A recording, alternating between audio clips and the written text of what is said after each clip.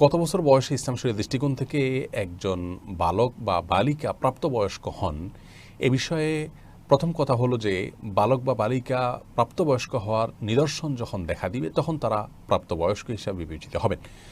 মেয়েদের বালেগ হওয়ার বা প্রাপ্তবয়স্ক হওয়ার নিদর্শন হলো মাসিক আরম্ভ হওয়া, ছেলেদের স্বপ্নদোষ ইত্যাদি শুরু হওয়া। এই সমস্ত নিদর্শন যখন দেখা দিবে তখন থেকে তাদেরকে প্রাপ্তবয়স্ক ধরা হবে। সেটা কারোর 12 বছর বয়সে হতে পারে, কারোর 11 বছর বয়সে হতে পারে, কারোর 13 বছর বয়সে হতে পারে। যদি এই নিদর্শনগুলো দেখা না দেয় তাহলে সেক্ষেত্রে সর্বশেষ সীমানা হলো 15 বছর। 15 বছর বয়স হলে আবশ্যিকভাবে সে বালেগ হয়ে যাবে। তাহলে প্রাপ্তবয়স্ক হওয়াটা মূলত বয়সের সাথে সংশ্লিষ্ট বিষয় নয়, বরং এর সম্পর্ক হলো বালেগ হওয়ার যে নিদর্শন আছে সেটি দেখা গেছে কিনা, মেয়েদের মাসিক আরম্ভ হয়েছে কিনা, ছেলেদের স্বপ্নদোষ হয়েছে কিনা। সেটি যদি না হয় এবং বিলম্ব হতে থাকে তাহলে সর্বশেষ সীমানা হলো 15 বছর। 15 বছর বয়স হয়ে গেলে তাকে প্রাপ্তবয়স্ক তথা বালেগ ধরা হবে এবং এরপর থেকে নামাজ রোজা সহ ইসলাম শরীয়তের সমস্ত বিধিবিধান তার উপরে প্রযোজ্য হবে।